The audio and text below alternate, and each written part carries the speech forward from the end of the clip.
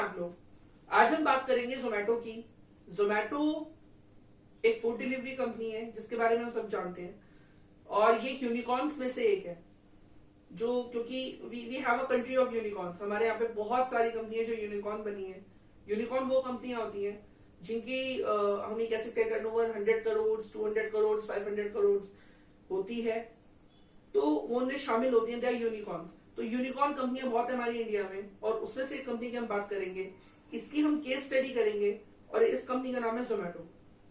देखिए, आज हम कुछ फंडामेंटल्स डिस्कस करेंगे। हो सकता है कि जिनको स्टॉक मार्केट के बारे में कुछ भी नहीं पता, उनको कुछ टेक्निकल टर्म्स समझ में ना आए।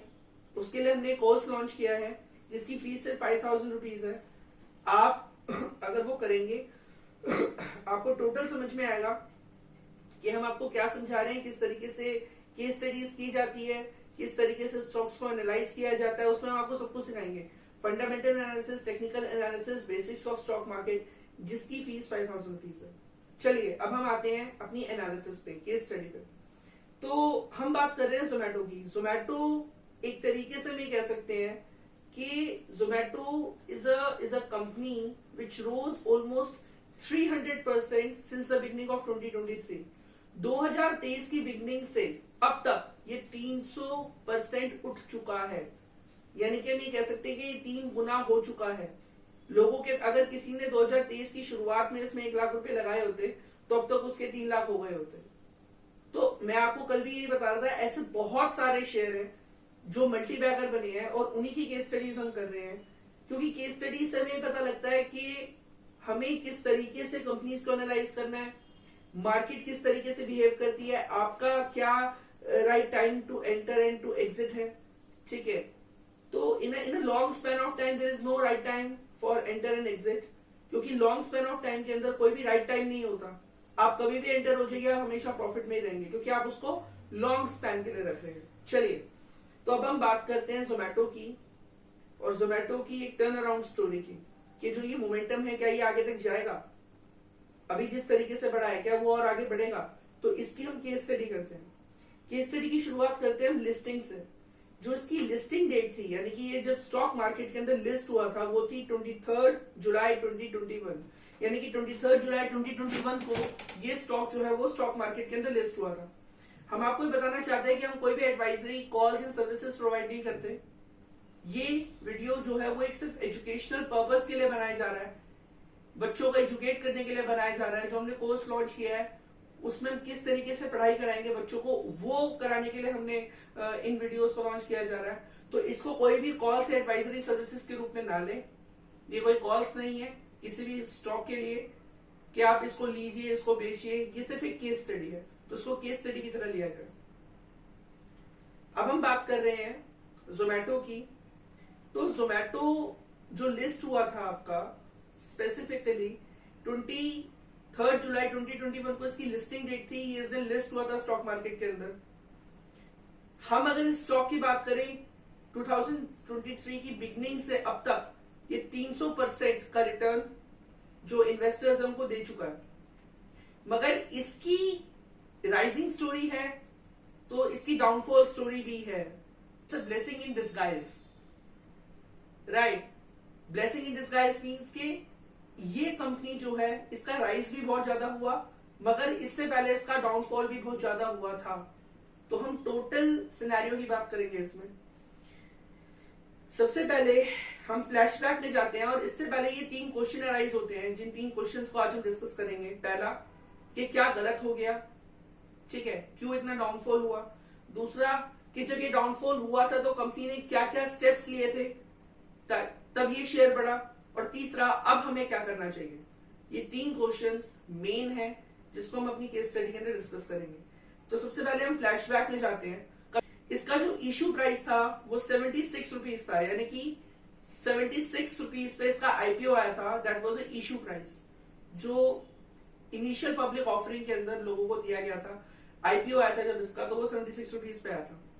लिस्टिंग डेट को, जिस दिन ये स्टॉक मार्केट के अंदर लिस्ट हुआ था, 115 रुपए पे लिस्ट हुआ था। अब आपको इशू प्राइस नहीं पता होगा, लिस्टिंग प्राइस नहीं पता होगा। तो लिस्टिंग प्राइस वो होता है जिस दिन स्टॉक मार्केट में शेयर लिस्ट होता है। ऐसा नहीं होता कि तुरंत आईपीओ आया अगले दिन लिस्ट हो गया, नहीं। एक ऑफर पीरियड होता है, उस ऑफर पीरियड के बाद स्टॉक लिस्ट होता है।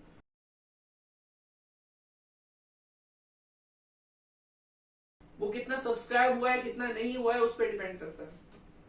तो ये ज्यादा सब्सक्राइब हुआ 76 रुपीज पे, इसका इशू प्राइस था 115 रुपए पे लिस्ट हुआ। उसी दिन इसने 138 रुपए का हाई मारा। सोचिए 76 पे इशू प्राइस आया, राइट, लोगों ने आईपीओ के लिए बेट किया, सब्सक्राइब हुआ, ओवर सब्सक्राइब हुआ, 115 रुपए पे 115 रुपए पे ये लिस्ट हुआ स्टॉक मार्केट के अंदर। उसी दिन इसने 138 रुपए का हाई मारा, 138 रुपीज। एंड स्पेसिफिकली जिस दिन स्टॉक लिस्ट होता है उस दिन कोई भी कैप नहीं होती, it's like 20% upper circuit limit होती है, वो हुई। और उसके बाद जोमेटो ने, क्योंकि Zomato hit the upper circuit on the first day of listing, सोचिए लिस्टिंग के पहले ही दिन इसने अपर सर्किट मार दिया। अभी अपर सर्किट और लोअर सर्किट क्या होते हैं, मार्केट ज्यादा वॉलेटाइल ना हो इसलिए स्टॉक मार्केट एक कैप लगा के रखती है कि हद से हद इतना ही गिरे और हद से हद इतना ही उठे। तो अपर सर्किट हद से हद इतना ही उठ सकता था, वो हद से हद। सो बेसिकली पहले ही दिन सोच के देखिए आप, 76 पे आईपीओ जो इशू प्राइस था वो आया, 115 पे लिस्टिंग हुई, 138 का सीधा अपर सर्किट मारा। तो बेसिकली ये चीज हुई और इसे देखकर सब दंग रह गए, राइट, कि जस्ट आईपीओ आया और इस तरीके से उसने परफॉर्म किया। ऐसे बहुत सारे आईपीओ से जो आए हैं पहले, क्योंकि पहले जो कंपनी है वो प्राइमरी मार्केट में आती है, फिर सेकेंडरी मार्केट में आती है। पहले आईपीओ लॉन्च होता है, उसके बाद उसकी लिस्टिंग होती है। ये आपको सब बताया जाएगा, हमारा कोर्स कीजिएगा जिसकी फीस ₹5,000 है, इसमें आपको फंडामेंटल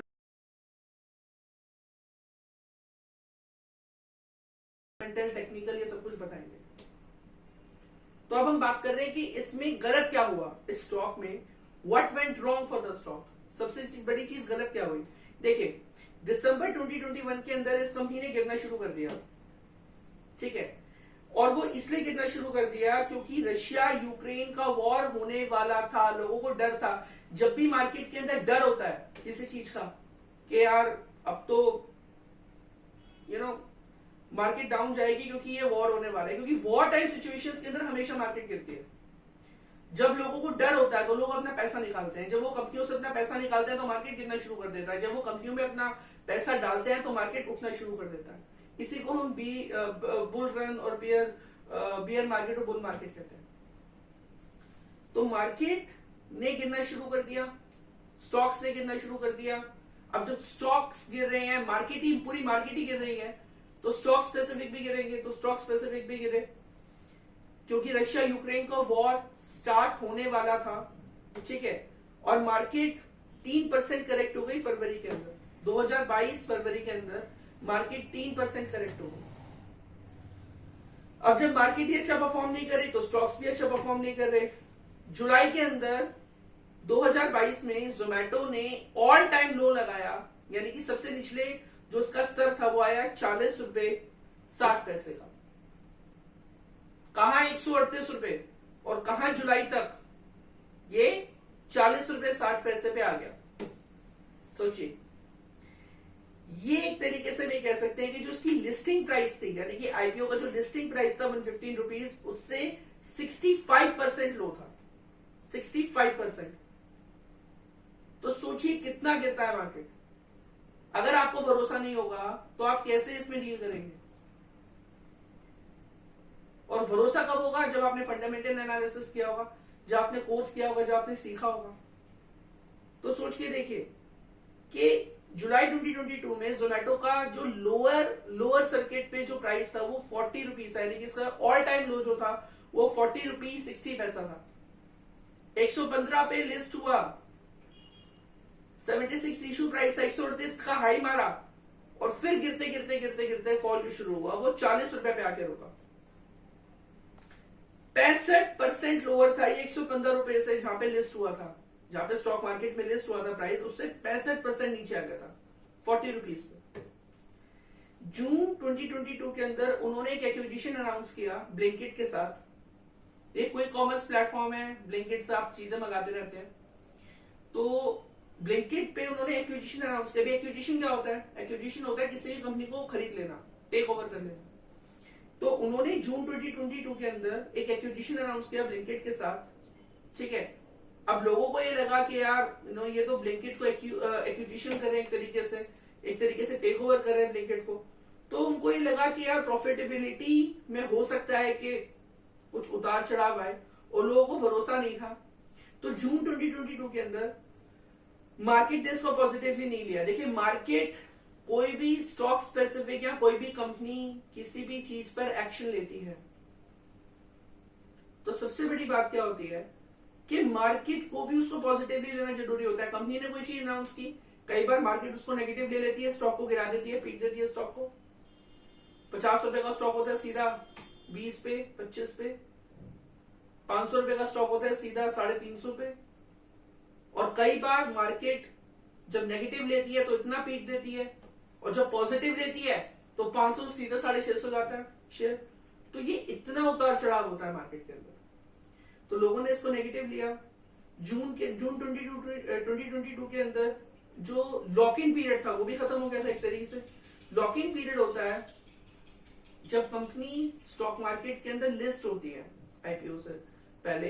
तो उससे पहले जो प्रमोटर्स होते हैं, जो शुरू के इन्वेस्टर्स होते हैं, जब कंपनी लिस्ट नहीं हुई थी तब जो लोग इन्वेस्ट करते हैं, जो एम्प्लॉयज होते हैं, उन्होंने उनका एक तरीके से पीरियड, लॉक इन पीरियड होता है, वो समय पर इन्वेस्ट करते हैं। वो एक लॉक इन पीरियड होता है, ठीक है। लॉक इन पीरियड को अगर मैं ढंग से डिफाइन करूं तो लॉक इन पीरियड क्या होता है बता रहा हूं मैं आपको। Locking period is a specific duration during which an investment used in a financial instrument like mutual fund और FD can not be redeemed without or sold. Investors are obligated to keep their money invested in the entire locking period. Locking period एक ऐसी duration होती है जिसके अंदर हम investment करते हैं फाइनेंशियल इंस्ट्रूमेंट्स पे, और जो भी हम इनिशियल इन्वेस्टमेंट्स करते हैं उसको हम निकाल नहीं सकते, वो लॉकिंग पीरियड होता है। यानी कि कोई कंपनी आ रही है, उसमें जो अर्ली इन्वेस्टर्स हैं, प्रमोटर्स हैं, उन्होंने कुछ पैसा डाल दिया, और एक लॉकिंग पीरियड उनका डिसाइडेड होता है कि उस लॉकिंग पीरियड में आप पैसा नहीं निकाल सकते।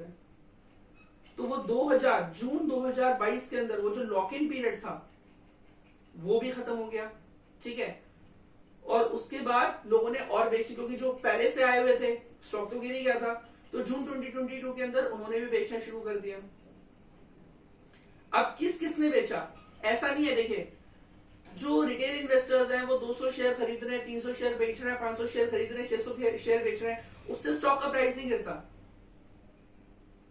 गिरता है जो करोड़ों में। अगर एलआईसी अपनी होल्डिंग्स किसी कंपनी की बेच रही है, मान लीजिए एलआईसी ने होल्डिंग्स ले रखी है किसी कंपनी में, और एलआईसी अपनी होल्डिंग्स बेच रही है, तो स्टॉक नीचे गिरेगा, वो बहुत तेजी से फॉल होगा, क्योंकि उनका होल्डिंग जो है वो बहुत ज्यादा होता है, करोड़ों में उनका होल्डिंग होता है। तो स्पेसिफिकली जब ये चीजें हुई कि जून 2022 के अंदर जब लॉक इन पीरियड खत्म हो गया जोमेटो का, जून 2022 के अंदर जब लॉक इन पीरियड खत्म हो गया जोमेटो का, तो प्रोमोटर्स, जितने भी इन्वेस्टर्स थे, एम्प्लॉयज, सब घबरा गए कि यार इतना प्राइस नीचे गिर गया है, हम इसको फटाफट बेचते हैं। उन्होंने फटाफट बेचना शुरू कर दिया, ठीक है। अब मैं आपको जो बता रहा था कि जो बड़ी बड़ी फर्म्स होती हैं, बड़ी बड़ी, जैसे एलआईसी हो गई, ये सब हो गई, ये बहुत बड़ी बड़ी फर्म्स है। ये जब कोई कंपनी ये जब एंटर या एग्जिट होती है तो इसका बहुत बड़ा असर स्टॉक के प्राइसेस पे पड़ता है। छोटे मोटे जो इन्वेस्टर्स होते हैं, हम लोग जैसे होते हैं, मतलब 200 शेयर खरीद लिया, 300 बेच दिए, हमसे कोई फर्क नहीं पड़ता स्टॉक को उनसे फर्क पड़ता है जो करोड़ों में खरीद रहे हैं, करोड़ों में बेच रहे हैं, उससे स्टॉक प्राइस बहुत हाई लेवल पे फ्लक्चुएट होता है, राइट। सो बेसिकली जो प्री आईपीओ इन्वेस्टर्स है जोमेटो के अंदर, जून 2022 में लॉक इन पीरियड खत्म हो गया, जैसे कि मैंने आपको बताया। तो जो प्री आईपीओ इन्वेस्टर्स थे, जैसे कि Sequoia, TPG capital, Lighthouse India, Tiger Global, SoftBank, Alibaba, Uber, Alibaba is a group of China, right.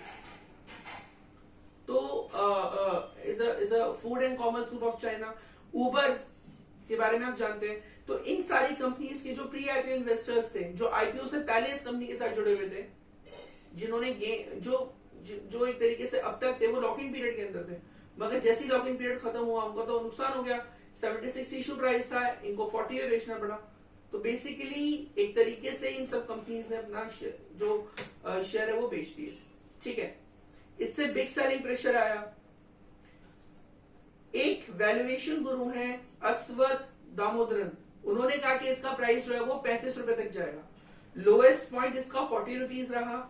सबसे बड़ी दो मेजर प्रॉब्लम्स थी, एक तो ब्लिंकिट का एक्विजिशन, ठीक है, कि इन्होंने ब्लिंकिट को एक्वायर कर लिया।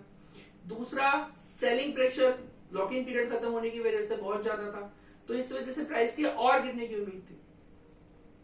और सिर्फ जब ये रशिया यूक्रेन वॉर स्टार्ट हुआ था तो सिर्फ जोमेटो का ही प्राइस नहीं गिरा था। मैं कह रहा हूं ना आपसे, जब मार्केट गिरती है तो पूरे बल्क में गिरती है, फिर तो सभी स्टॉक गिरते हैं, फिर तो सभी कहते हैं कि यार जिसमें भी इन्वेस्टर रखा है फटाफट फटाफट पैसा निकालो, पता नहीं बचेंगे नहीं बचेंगे।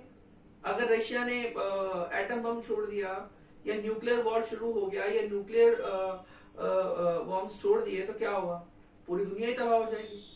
तो लोगों को डर आ गया। तो सिर्फ उस समय पर, राइट, हम बात कर रहे हैं उस समय की कि उस समय पर सिर्फ यही चीजें नहीं, जोमेटो 60% गिरा, पेटीएम 68% गिर गया, नाइका 62% गिर गया, पॉलिसी बाजार 58% गिर गया, क्योंकि मैक्रो इकोनॉमिक कंडीशंस जो थी वो सही नहीं थी। वैल्यूएशंस काफी ज्यादा ऊपर थी, लोगों को लग रहा था कि जो वैल्यूएशंस है शेयर की वो काफी ऊपर है, राइट, और कुछ रेगुलेटरी चेंजेस हुए, इसकी वजह से हुआ। अब जोमेटो के लिए काम क्या किया, what work for the Zomato, right, जो मैंने आपको बताया कि 2023 की शुरुआत से लेकर अब तक ये 300% चल चुका है। 2021 में लॉन्च हुआ था, लिस्टिंग प्राइस इसका था 23 जुलाई 2021। तो उसके बाद जब ये सब हो गया, जब जोमेटो 60% गिर गया 2022 के अंदर, तो फिर क्या काम किया इसके लिए। जून 2022 के अंदर एक्विजिशन किया था इसने ब्लिंकिट का, अनाउंस किया था। 2022 के अंदर इन्होंने अपना अगस्त के अंदर, यानी कि जून 2022 के अंदर इन्होंने कहा कि हम ब्लिंकिट को एक्वायर कर रहे हैं। अगस्त 2022 के अंदर इन्होंने एक्विजिशन को एक्वायर कर लिया। ब्लिंकिट एक होली ऑन सब्सिडरी बन गई जोमेटो की, यानी कि जो सब्सिडरी पेरेंट कंपनी बन गई जोमेटो और सब्सिडरी कंपनी बन गई ब्लिंकिट। अब ये पेरेंट कंपनी सब्सिडरी क्या होता है इसको हम अपने कोर्स में बताएंगे आपको।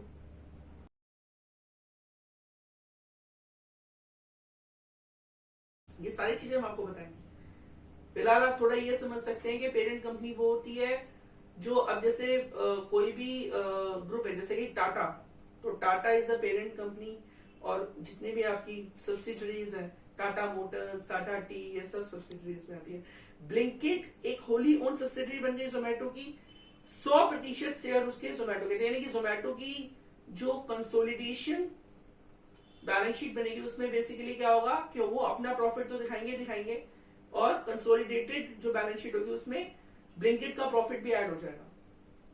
अगर आपको ज्यादा टफ लग रहा है तो मैं आपको थोड़ा सिंपल वे में समझा देता हूं कि जोमेटो ने ब्लिंकिट को खरीद लिया और जोमेटो पेरेंट कंपनी बन गई और ब्लिंकिट सब्सिडरी बन गई। अब क्या हुआ, देखिए उस समय पर सबसे ज्यादा इंपॉर्टेंट चीजें क्या हुई ये मैं आपको बताने जा रहा हूं। ये बहुत ही इंपॉर्टेंट है कि ब्लिंकिट, देखिए 2022 के अंदर जैसे कि मैंने आपको बताया, उन्होंने ब्लिंकिट का एक्विजिशन अनाउंस कर दिया। अगस्त 2022 के अंदर उन्होंने कंप्लीट एक्विजिशन ले लिया। ब्लिंकिट एक होली ओन सब्सिडरी बन गई जोमेटो की, यानी कि जोमेटो ने ब्लिंकिट को खरीद लिया। अब यहां से जब ये सब हुआ तो फॉरेन इंस्टीट्यूशनल इन्वेस्टर्स FIIs ने अपना स्टेक इंक्रीज कर लिया 9.98% से 57.87% सितंबर 2022 के अंदर। विदेशी निवेशक, आपने सुना होगा न्यूज में, जो विदेशी निवेशक है उन्होंने अपना परसेंटेज बढ़ा लिया, उन्होंने अपनी होल्डिंग्स बढ़ा ली 9% से 57%, यानी कि उन्होंने 57% जोमेटो की होल्डिंग ले ली। DIIs ने भी अपनी होल्डिंग, डोमेस्टिक इंस्टीट्यूशनल इन्वेस्टर्स, ठीक है, जो यहाँ के इंस्टीट्यूशनल इन्वेस्टर्स हैं, उन्होंने भी अपना होल्डिंग बढ़ा लिया 2.62% से 6.41% सितंबर 2022 के अंदर। पब्लिक होल्डिंग तो गिर गई क्योंकि पब्लिक तो डर गई थी, पब्लिक की होल्डिंग गिर गई 84% से 33%। और बाइंग इंटरेस्ट शो हुआ क्वार्टरली 2022 के अंदर, एक तरीके से क्वार्टरली रिजल्ट 2022 के अंदर, एक Q2 के अंदर एक बाइंग इंटरेस्ट शो हुआ कि भाई लोगों ने धीरे धीरे जोमेटो को खरीदना स्टार्ट कर दिया। अब जोमेटो ने क्या क्या मेजर्स लिए, जोमेटो ने भी कुछ एक्शंस लिए अपनी कंपनी को इंप्रूव करने के लिए। तो जोमेटो ने 225 सिटीज से एग्जिट कर दिया, ठीक है। उन्होंने अपनी वर्कफोर्स को 4% श्रिंक कर दिया, कमीशन रेट्स बढ़ा दिए रेस्टोरेंट्स में, ठीक है। उन्होंने अपनी कॉस्ट को ही कट नहीं किया, अपने एक तरीके से रेवेन्यू को भी इंक्रीज किया। अपने प्लेटफॉर्म फी को 2 रुपए कर दिया उन्होंने अगस्त 2023 के अंदर, 3 रुपए कर दिया उन्होंने अक्टूबर 2023 के अंदर, 4 रुपए कर दिया उन्होंने जनवरी 2024 के अंदर, 5 रुपए कर दिया उन्होंने 2024 अप्रैल के अंदर। सोचिए, मैं दोबारा रिपीट कर रहा हूं, 2 रुपए कर दिया उन्होंने अगस्त 2023 के अंदर, 3 रुपए कर दिया उन्होंने अक्टूबर 2023 के अंदर। प्लेटफॉर्म फी क्या है कि पर ऑर्डर वो 2 रुपए अपना चार्ज करेंगे कि आप उनके प्लेटफॉर्म से सामान मंगा रहे हो। 3 रुपए कर दिया उन्होंने अक्टूबर 2023 के अंदर, 4 रुपए कर दिया उन्होंने जनवरी 2024 के अंदर, 5 रुपए कर दिया उन्होंने अप्रैल 2024 के अंदर। और जोमेटो ने डिलीवर किया बेसिकली ये it was it's a very high record high delivery milestone which they achieved. Zomato delivers 1.3 million orders a day across India. सोचिए 1.3 million orders, ठीक है, पूरे दिन में उन्होंने एक तरीके से डिलीवर किए पूरे इंडिया में 1.3 मिलियन ऑर्डर्स। ये काफी हाई रिकॉर्ड हाई एक तरीके से ऑर्डर डिलीवरी उन्होंने की। अब सोच के देखिए 13 लाख रुपए अगर वो पर डे के कमा रहे हैं तो 5 रुपए के हिसाब से अगर वो 5 रुपए की अपनी प्लेटफॉर्म फी ले रहे हैं तो 65 लाख तो उनका जनरेट हो गया सिर्फ फी का, प्लेटफॉर्म फी का ही जनरेट हो गया। एबिटा भी उस टाइम पॉजिटिव आया था। उन्होंने अपनी जो फिगर्स थी -229 करोड़ थी, ठीक है, फाइनेंशियल ईयर 2022 में, और वो फाइनेंशियल ईयर 2023 तक उन्होंने 2 करोड़ के प्रॉफिट भी उसे ले आए। ग्रॉस ऑर्डर वैल्यू भी इंक्रीज हुई आपकी Q3 फाइनेंशियल ईयर 2023 से Q3 फाइनेंशियल ईयर 2024 तक एक एक्सपोनेंशियल रेट पे उनकी वैल्यू इंक्रीज हुई। एवरेज मंथली जो उनकी ट्रांजैक्शंस थी उसमें 2.2 मिलियन लोग Q3 फाइनेंशियल ईयर 2023 में उनसे डील करते थे, जो Q3 फाइनेंशियल ईयर 2023 तक 3.9 मिलियन लोगों ने एवरेज मंथली ट्रांजैक्शन करना शुरू कर दिया। मंथली ट्रांजैक्शन की होने लग गई 3.9 मिलियन कस्टमर्स की। 80% राइज आ गया कस्टमर्स में, सोच के देखें आप, 80% कस्टमर राइज हो गए, 80% लोग जोमेटो से अपना सामान मंगाने लगे। लॉस रिकवर हो गया उनका, जो पहले Q3 फाइनेंशियल ईयर 2023 के अंदर 227 करोड़ का था माइनस में, वो सिर्फ 89 करोड़ रह गया फाइनेंशियल ईयर 2024 Q3 के अंदर। और रेवेन्यू जो उनका बढ़ा वो 421 करोड़ रुपीस से 859 करोड़ रुपीस हो गया Q3 2023 से Q3 2024 के अंदर। ऐसा पहली बार हुआ कि जो पैट लेवल था, profit after tax, profit after tax means सरकार टैक्स लेती है ना, तो पैट का जो उनका लेवल था, राइट, पैट कहते हैं इसे, profit after tax, PAT level जो था वो Q1 फाइनेंशियल ईयर 2024 में पहली बार कंपनी का पैट प्रॉफिट में आया, प्रॉफिट आफ्टर टैक्स प्रॉफिट में आया 2 करोड़ से क्वार्टरली फाइनेंशियल Q3, यानी कि एक तरीके से मैं कह सकते हैं कि Q1 2024 में उनका जो पैट था वो 2 करोड़ रुपए प्रॉफिट था। Q3 आते आते 2024 में उनका जो फिगर राइज हो गया वो 138 करोड़ रुपए हो गया। So it is a rising story of Zomato. It's absolute the whole case study which I have discussed with you. The thing is कि जब आप इस तरीके से फाइनेंशियल एनालिसिस करते हैं, कंपनी की हिस्ट्री देखते हैं, फंडामेंटल्स देखते हैं, चेक करते हैं, because in a long term you would absolutely gain. हाँ, अगर आप गैम्बल खेलेंगे, आप ट्रेडिंग करेंगे, ट्रेडिंग के अंदर क्या है, आप बाय और सेल करते हैं, जुआ खेलते हैं, जुआ खेलेंगे तो आप अपना सारा पैसा गवा देंगे। फाइनेंशियल एनालिसिस करेंगे, टेक्निकल एनालिसिस करेंगे, फंडामेंटल एनालिसिस करेंगे, केस स्टडीज करेंगे, तो आप देखेंगे। अब जो आप खुद सोच के देखिए, 40 रुपए के लेवल पे जो ये हमारा एक तरीके से हम ये कह सकते हैं कि 40 रुपए के लेवल पे जो ये आ गया था जोमेटो का शेयर 40 रुपए पे, तो सोच के देखिए 40 रुपए पे उस समय भी लोग ऑप्टिमिस्टिक थे, because some people usually think like Warren Buffett के यार buy at the very low price and sell at the very high price. Right. तो जिनका ये पॉइंट ऑफ व्यू था, जिन्होंने इस तरीके से सोची, जुलाई 2022 के अंदर 40 रुपीज पे आ गया था ये शेयर, और आज अगर मैं गलत नहीं हूं तो ये कुछ 184 रुपए पे है शेयर। तो ये 4 गुना 5 गुना है वहां से ऊपर। जुलाई 2022 से अगर हम बात करें अब तक की, जुलाई 2022 से, अभी तो जुलाई आया नहीं है 2024 का, नेक्स्ट मंथ है, तो अगर हम बात करें 2 सालों की, तो 2 साल में 4 गुना हो चुका है। तो एक अच्छी कंपनी एक अच्छे फंडामेंटल्स के साथ हमेशा आगे बढ़ती है। जब हम ऐसे ही किसी चीज को देखेंगे तो हमें पता लगेगा, जब हम फंडामेंटल एनालिसिस करेंगे, इस तरीके से करेंगे, तो हमें पता लगेगा that how can we buy a good share, because in stock market if you are in a good share in a right time at the right place, you would absolutely gain a profit irrespective of any kind of volatility which you have in the market. So in the end, I would like to say one thing, that fundamental analysis is must. Without fundamental analysis, you would not be able to gain a single penny in stock market. Technical analysis is must. Don't take news based stocks, don't take tips.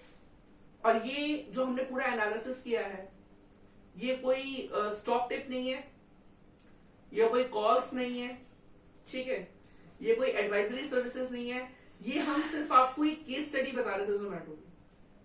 चलिए, thank you very much. जय हिंद, जय भारत।